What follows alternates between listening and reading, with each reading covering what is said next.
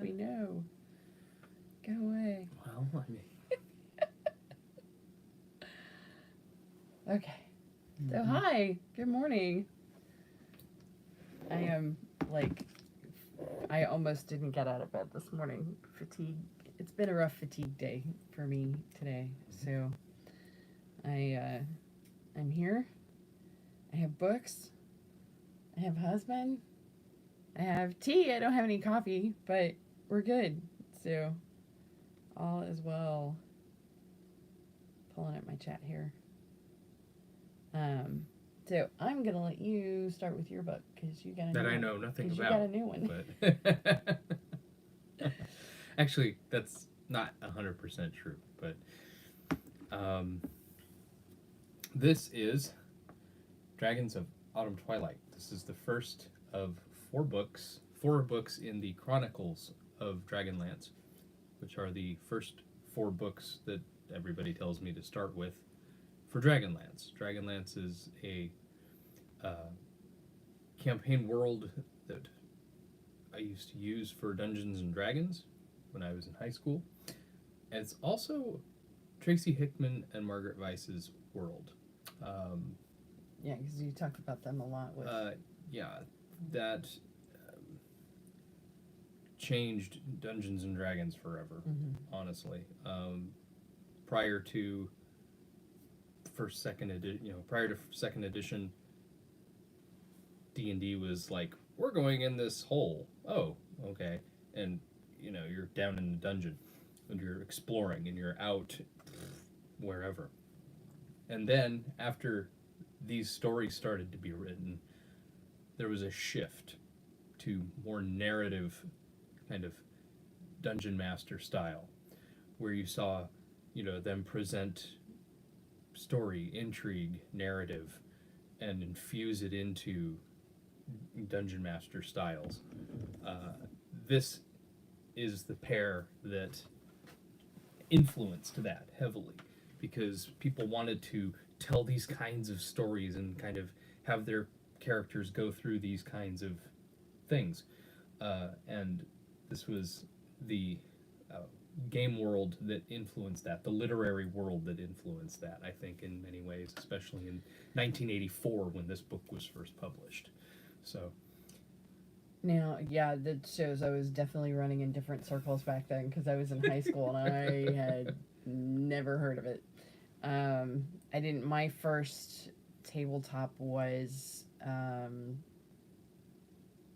Zelazny's Amber Chronicles, and it was with the fencing group that I was with, so it was like mid-90s by the time I finally got into the tabletop scene. All the college kids were playing Vampire the Masquerade by the time I was in the late 90s. Yeah, that's when that's what they were all playing. They were all LARPing instead. Yeah, that's when I got into it. So it was mid-90s. We were doing Vampire the Masquerade, White Wolf. Yeah.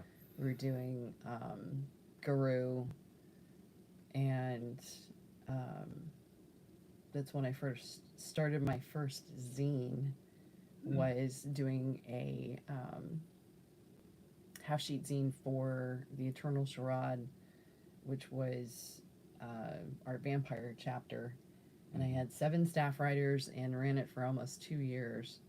And my very first interview ever, right out the gate, was I landed Charles DeLint. Yeah. Which he said I did great, but I had one question that it was a yes or no answer. And I was just like, why? So, lesson learned early on with the it wasn't some little obscure person that I could have tucked it away somewhere. I was just like, oh my gosh, why did I ask him that kind of thing? I actually saw a couple of his books when we were at Half Price the other day. Yeah, remind me. In fact, including the one in hardcover. Yeah, remind me. Can't remember the name of that one. I've got it. You do? Okay. I've got the paperback. Oh, okay. But yeah. Yeah. So, Moonheart of his was my favorite. Yeah. I haven't read the second. There was another one that came out that I haven't read yet. That I need to, but I kind of. In that case, it just felt like the second one didn't do the first one justice, or I was out of the loop from reading it for a while, That or happens something. sometimes. I don't know. You feel I need like to the two reread aren't it. quite connected correctly or something. Yeah. Yeah. Which isn't usually an issue for his stuff. Yeah. I think it was more me, and I just needed to reread the first one again before I got into it. Now, with the first D&D stuff where it really took off was, how far down the line was Eberron? A ways, right? Oh, Was yeah. that 3? Eberron has been put out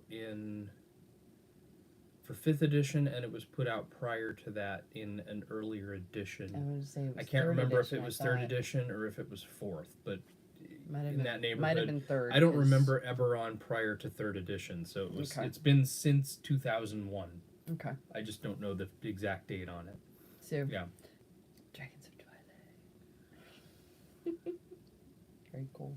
And there are, I think, like two others in the main trilogy, and then there's one that follows at the very end that for some reason they didn't include in the volume 1, 2, and 3 trilogy, but it's the 4th book that caps this trilogy, but it's the 4th book. Yeah. So you're like, why is it a trilogy, and why do they call it a trilogy? Because they realized years later that, oh, I've left some things open, and I really need to go back in and fix that. And yeah, I've seen that happen with several. But that's the story of what's his name, Raceland, the one that struggles with the evil inside him. So there you go. So every once in a while, I'll come across something cool in Dollar Tree. Yeah.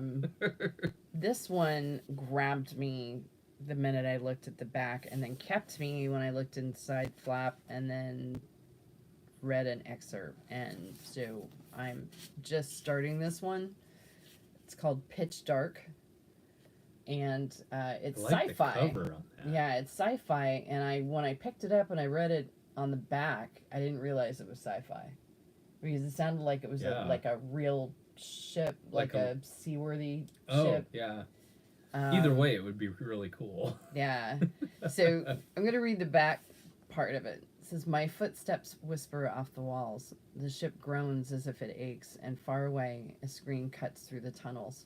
I freeze, but I can't know if the sound's organic, human, or otherwise. Every few seconds, the floor shudders. The temperature climbs the farther I descend into the ship. Without warning, the wall stops. My hand shoots into empty space, and I freeze. If I get lost in this darkness, I'll never find my parents. I'll never get out. I'll die here." But the first thing on the inside is, in space, no one here can hear you scream. So it turns out that the ship is actually the USS John Muir, and it's they've been in stasis. So the main protagonist, Laura Cruz, is a ship raider searching the galaxy for the history that was scattered to the stars. But it just... Gotta have a space pirate. Yeah, so I'm just like, ooh, okay. Sounds we can awesome. do this. And it's written first person. And it's written journal style. And it's a pretty... That's different. It's a pretty the text on the back is pretty exemplary of what you're getting inside. It's a very easy read, which my brain is all up for the easy read right now. So Dollar Tree had this, so this was an unexpected find. So it was $1 if it's really crap. If it's not really crap, I have a feeling it's not. I have a feeling it's going to be a good book. So I will let you know. And the nice thing about a lot of that stuff that you find there, it's all hardcover too. So if you're into the weightier books and everything, sometimes you find some really nice stuff. Yeah. Yeah. So we got treated to half price books and sushi the other day. I'm still wanting more sushi. That was amazing. We hadn't been there in a while. It's our favorite place, Happy Sushi up in Lexington. And so I was wandering around and happened to find this Technicolor beauty. Wow. Ed Emberly is very responsible for a lot of my art style. A lot of my growing up was Ed Emberly. So Ed had done these books that taught you to break everything down into shapes. And started out with, and y'all have heard me talk about it before. In fact, I may have shown the book that I have on camera. But he started you out with, he's got a monsters book too, so he's got some examples in here of the monsters. But you start out with a shape, and then there's stuff down below that tells you what the next line is. In fact, this is on the cover of the one I have. And it breaks everything down into big dragon. Yeah. Shapes. So you have 5 red circles, and then down below it shows you the line you're supposed to draw on it. And then it keeps going and adding lines till you get to the final drawing on the other side. So he had done several of these. There's one building the world, and it's got, this is the end page, and it's got examples from it. So it's everything from ships to cars to buildings, bridges, different types of architecture. But I had never really seen any of his other art. I only knew him from, you know, the Ed Emberly drawing books. Like this one's a fun one. This is the Halloween one. So you start with a shape, you know, the triangle on the bottom here, and it goes all the way over until you get a witch on the other side. But it was really unique at the time, as far as I want to say these were 70s when they came out with the drawing books.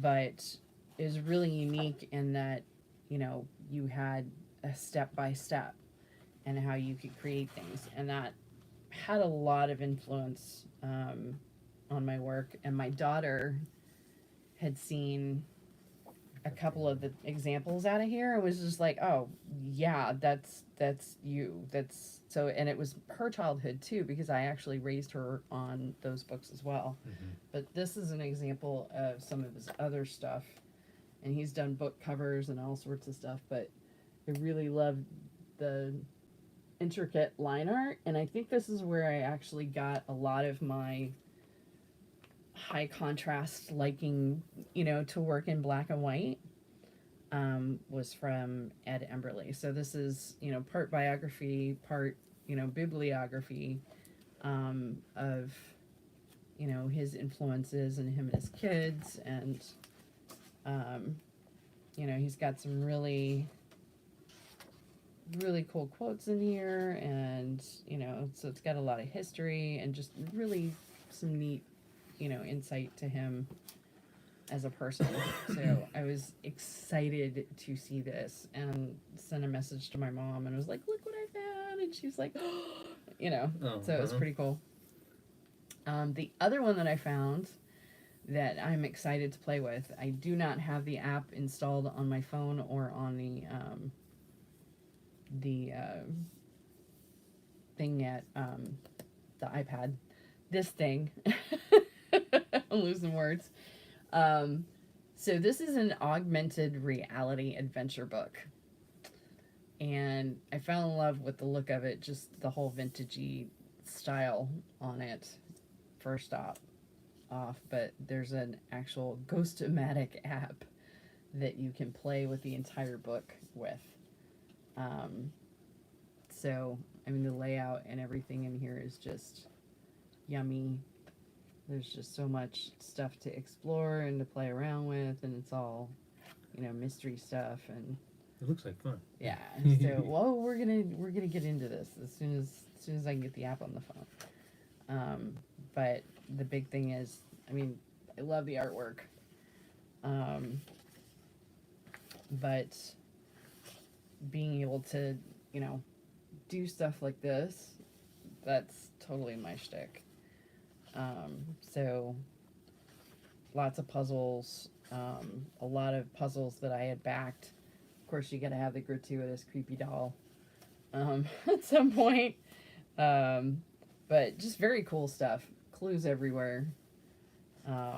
Looking forward to playing with this one. But this one's The Ghost Keeper's Journal and Field Guide by Japhet Asher. And I want to say I know Japhet Asher from something else, but I'm not sure what, because I've heard that name before. So, but I do not open Ghosts Inside. But there's 6 different mysteries in here, I think, or 6 different parts to it. So, and just lots of fun stuff. So I'm looking forward to getting into that. Speaking of mysteries, I have secured the date, and I have some other things to finish up first before I launch, but I have secured the date for Train Job. We are going to do the train this year. I've got a private car. They have kind of changed things around. They had actually shut down for a little while. But it's my old Kentucky dinner train, and it's a 2.5-hour train ride on a real train with a 4-course dinner. They have the same chef, and he was amazing. The only person on the planet that's been able to get me to actually really like Brussels sprouts. Because he had Brussels sprouts on the side. Although Julia's the other day were really good. So, but, Were they? yeah. Yeah, because we had it, or were you, yeah, you were there. Because she had them cut in half. Those were Brussels sprouts. She had them roasted. Oh, right. Yeah. It's been a couple of weeks. It's been a couple of weeks. But, and then a custom written Whodunit by me that starts in the mail. And I still have blacklight keychains from last year, so people are going to get blacklight keychains again, because there's going to be things you have to look for. The mail is not what it seems to be. Spoiler. And then there's puzzles and stuff that are connected to it online. So it's not quite augmented reality. I would like to do something like that. I am still learning on that kind of thing. That's above my pay grade for coding. So I would have to hire somebody out to do something like that. But everybody has enjoyed it so far. So we'll see how well they do with the ciphers this time. Because the first one I did, we were halfway back to the station before anybody solved it. Yeah. And I thought I'd done an easy one. It took them a long time. I know. So they all had, it was so thrilling though to be able to see everybody at the train station and on the train with these little notebooks, and they're all like talking and whispering and like shooting me death glares, you know, from the side. It was so funny. There's like, we love you, Captain. I think, kept like journals. Yeah, they're like, we love you, Captain. We love you. We love you. It's like, yeah, love to hate me right now. It's like, we didn't say that. But that was fun though. So I'm looking forward to having them back, hopefully. And we're teaming up with the airship Caduceus because it's also Jennifer's birthday and my birthday, so it's the whole Captain My Captain thing. And so looking forward to being able to see everybody. We did start bowling back this month. And last month, I think, or the month before last, I think it was the month before, we started board game night back up. Mm-hmm. So we're playing board game. Yeah, because we've had 2 since yeah, so we we're started. playing board games at Bad Wolf Gaming here in Berea, Kentucky. It is the second Thursday of every month from 7 to 10. Last time we played Scattergories, which was a hoot. and then the time before that we played Betrayal at House on the Hill, yeah.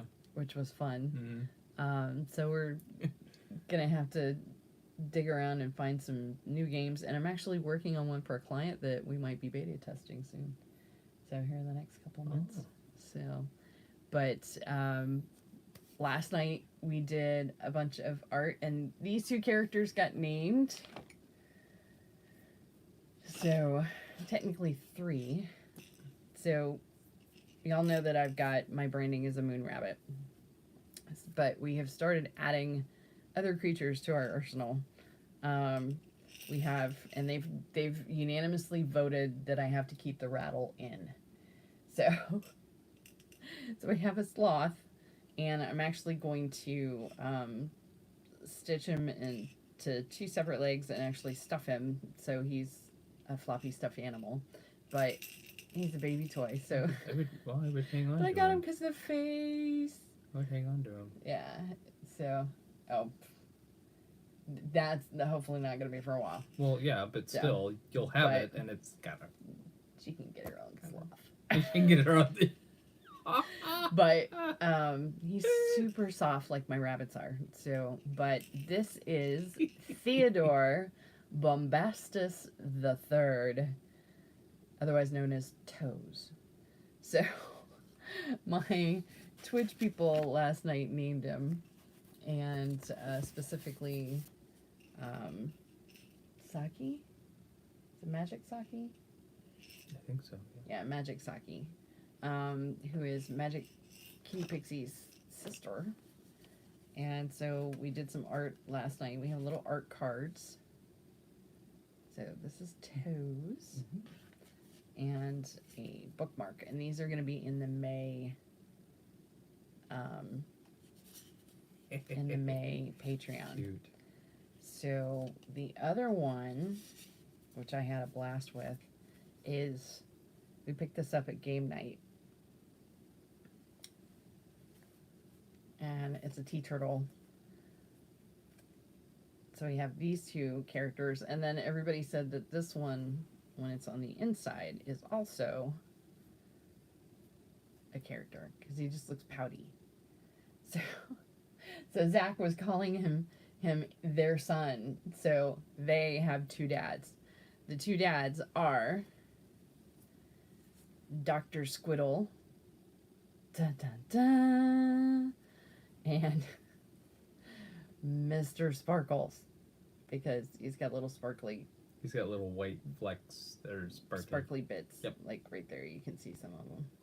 So I ended up drawing them into an art card and a bookmark. So these are also going in the May, the May thing, along with a greeting card, because they send out a greeting card every month, and a small piece of art, and so we have honeybee cards.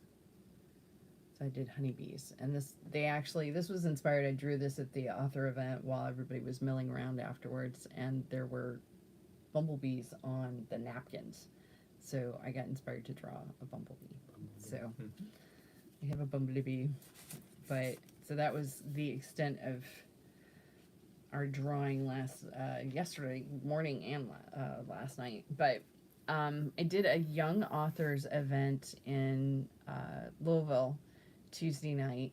Val went with me, so I had my booth Panda, and totally inspiring.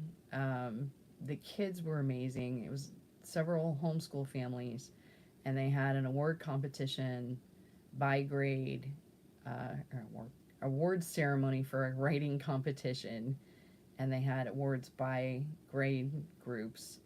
And these kids were on it, man. They were. I wanted to go home and write. After hearing 2 or 3 of them, one of whom actually found my work inspiring and emailed me, joined my mailing list, and emailed me some of her own artwork, which was super sweet. Very, very cute. but very organized. And I was, which they're homeschooled. I wouldn't expect anything less. You have to be. And like I said, 2 or 3 of them were just, just really on it. One of them was so dedicated that she had carpal tunnel and still kept writing, found other ways to write, started dictating stuff, and just, research stretches and things to help her out with her didn't give up. tunnel, and and didn't give up. It was really fantastic. Cool. And I've been blessed to not have carpal tunnel, but I had the iPad elbow, or I had tennis elbow. When I did the 2 decks, I ended up not being able to use my arm for 2 months, and I remember the frustration of not being able to work. So I, had an inkling of what she went through, and was just, all the speakers were very articulate, very organized, they're going to really go places, and I hope to eventually get to read some of their writing. I have one young girl come up to me, and she got all excited when she found out that I played Minecraft, and she's like, I'm going to play Minecraft, and I want to do it on YouTube, and I'm going to get so big that I can sponsor you. It was the cutest thing ever. And she decided that she was like my best friend for the night, and came over afterwards and sat next to me to watch me draw, and was talking to me about stuff, and it was really cute. But they asked me to speak last minute, and since this last bout with COVID, brain fog and getting tongue tied, slurring my words, and losing my train of thought and being scattered has been a thing. So that was a real challenge. Everybody came up and said I did great, which to me it translates to, oh, you'll do better next time. Is I felt like I was a hot mess, like big time. But they had literally asked me last minute. I don't know. You had note cards. It's not like I didn't have a note card. I had an actual, I took a piece of my mailing list paper, but still, you folded it in half and just wrote, hit these 5 points, but still, it's more organized than just walking up there blind, with nothing and no. Yeah. Well, the other speaker has like 7 or 8 books out. Some of them are children's books. 2 of them are children's books. Yeah. And had, her table set up, and she was great. And I was listening to her do her spiel about each book for the children's books each time, and I'm like, oh my gosh, that's gonna be tiring, because I gotta come up with a log line for my books to where it's just short, sweet, here it is. Because once I get the children's books out, I'm gonna be doing that constantly. Yeah. And so lots to look forward to. I did not, because Ingram wasn't going to be able to get them to me in time. There is a longer wait time if you're doing print on demand. So I did not have any of my books at the table, but I took zines, stickers, an entire sheet of list of resources, and a sheet on me with QR codes for his classes, for my classes, my newsletter, and different things. So I had it to where if somebody didn't want to take a piece of paper with them, they'd just hit it with their phone. QR codes are amazing. So I think it went well. Everybody seemed very happy with the situation. Made a few sales, but really want to have my books there next time. They've already got me on the docket as speaking next year. So I will have a prepared speech next time. And we'll hopefully be able to have a bunch of books and stuff. So looking forward to that. So is anything else we've been doing, or... I know we've got movies coming out that we really want to see. Star Trek news. Yeah. Star Trek Picard Season 3 is in the works. I watched a couple of different videos on that the other day. They are bringing back the entire main cast of the Next Generation for it. Mm-hmm. We watched season 1. We need to watch season 2. So far, everybody was in the trailer except Wesley Crusher. Mm-hmm. Yeah. Will Wheaton. So, yeah. You know. Yeah, I don't know what's going on with that. But I know we haven't seen season 2 yet because Whoopi's in it. Because he actually asked her on her... Yeah, not on the show. On her tabletop show. He was actually a guest. And of course it's, Patrick Stewart, so everybody was fawning all over him, which is great. But, when Whoopi's really, really happy and she gets that big grin that just takes over her whole face. And she was about to cry because that was like her favorite thing ever that she got to do was be in Star Trek. And so he formally, as the producer, executive director, or executive producer, asked her back on her show, and everybody went nuts. So I'm looking forward to seeing that. We usually stream stuff like Vudu and Netflix, and we've done some Disney Channel, but all these subscriptions and everything get kind of crazy and out of hand, and I think that was on a separate, I don't know if that was Sci-Fi Channel or HBO. I don't think it was HBO. I can't remember which one it was but on. It was on an oddball one. I think it was Sci-Fi. So we haven't necessarily kept up with it, and I tend to wait until the entire season is out, and then we binge it in like 2-3 nights. Yeah. And then get rid of the subscription. But movie-wise, The Lost City with Sandra Bullock, which is going to be her last movie for a while. She's actually taking time off from acting to focus on her kids. And then Channing Tatum and Brad Pitt. But the trailer looks hysterical. So I'm wanting to see that. And there's a couple other things. Hoping we're going to be able to go on some mini adventures soon.